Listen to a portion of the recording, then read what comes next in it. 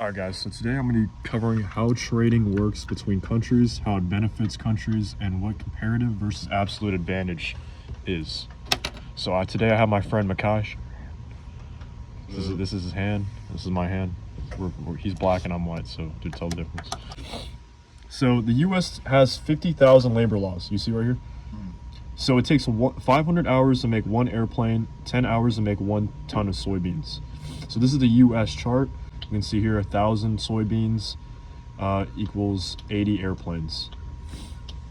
So we can see here the US is enough to produce 100 airplanes or 5,000 soybeans, tons of soybeans, or any combination on the PPF. So any area within this graph, that's their potential to that's what they can produce. They can't go anything above this line because they don't have enough resources. So this is the US without trade. We see here this is them without trade. They're on the middle line. The US uses half its labor producing each of the two goods. So they use half the labor to produce 50 planes and half their labor to use to make 2,500 tons of soybeans. Now the US with trade benefits a country by allowing countries to produce quantities not possible. Trade makes countries better off. So this is the US with trade, this is the US without trade. So you see here the US has a higher potential to make more soybeans while making more airplanes than they did before, right here. You have any questions? Not really. It makes sense. Yeah. So I'm gonna explain what the meaning of absolute advantage is. The ability to produce a good using fewer inputs than another producer. So one country has an advantage of making something better than or something more than another country. You know what I'm saying? I do get what you're saying. Yeah. So you're saying like in the facts of like, how do I put it? So like their ability. Yeah. So let's take U.S. and Japan for example. Like Japan specializes in making airplanes because it takes them less resources, while the U.S. It takes them more resources to make one airplane than Japan. So Japan has a better advantage at making airplanes. So it wouldn't take as many hours. So It wouldn't take as much hours. Essentially, yeah, you got it.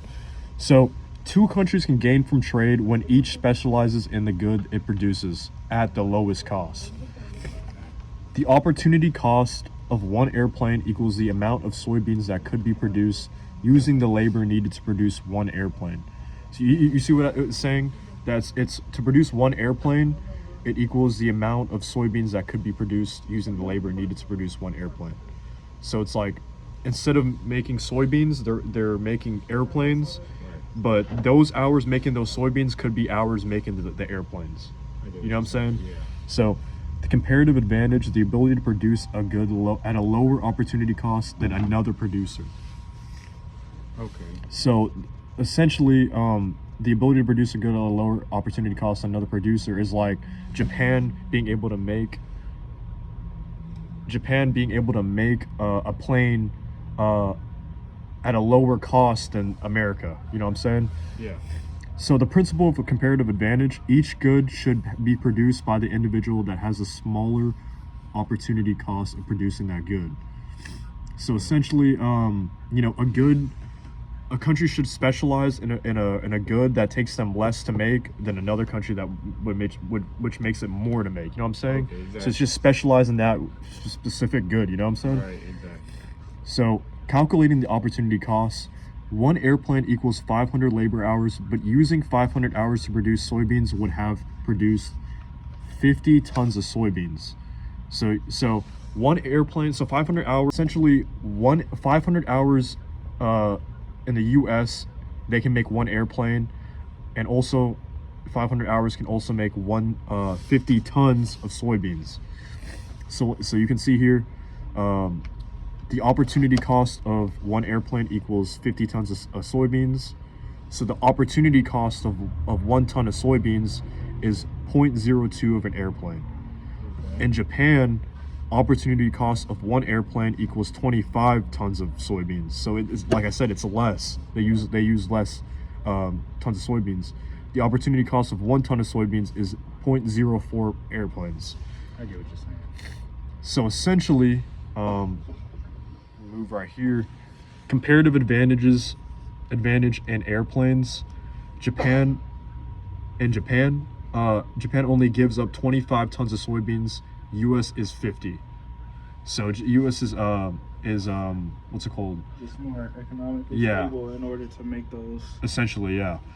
And comparative advantage in soybeans, the US. So you see here the comparative advantage in airplanes is Japan, comparative advantage in soybeans, the US. So they have two different goods they specialize in because the US has the lowest opportunity cost of producing soybeans. So the price of trade here must lie between their opportunity costs. So whatever is between their opportunity costs of these two countries. In our example, 22 airplanes were traded for 880 tons of soybeans. So the price of trade is 1 airplane for 40 tons of soybeans. It's greater than Japan's opportunity cost of 1 airplane, which is 25 tons of soybeans. Lower than US opportunity cost of 1 airplane, 50 tons of soybeans. So they have to meet in the middle. Yes, essentially, yes. So in the end, the US holds absolute advantage in a lot of things than other countries. But the US still trades with these countries because we can buy goods at a cheaper price than making it ourselves. Let's see. Do you have any questions? I think. I mean, would it be more? So you're saying it's economically stable for us to trade rather than. So what if we weren't to trade with them at all? Would they be stable still? They would be stable, but they would be using more hours and more resources making two things than just buying one thing from us at a cheaper rate than just making their own. Essentially, that's what we do because we can still make as much as we want, more than other countries. But why would we do that when we can just buy things from Japan that are at a cheaper price than we making it ourselves? So then all of this is basically like a calculation of time. Yeah, it's essentially time and a resource. It's like it basically is explaining how trade makes two countries better off because since what's it called? If we're more advanced in making airplanes than Japan, but we're not advanced in making soybeans, but Japan is advanced in making soybeans and they're not good as making airplanes, we can trade airplanes for soybeans because we can't make soybeans as well as Japan can, and we can give Japan airplanes because they can't make airplanes as much as we can. So that's how trade benefits each other. It benefits both countries, and it allows both countries to instead of us putting time and effort and money into making soybeans, we put more time and effort in making airplanes because we don't need to make our own soybeans because Japan gives us their soybeans, so we don't have to make our own. You know how that sounds? Yeah, I understand Okay. completely. Yeah. So any more questions? That'll be it for me. Okay, awesome.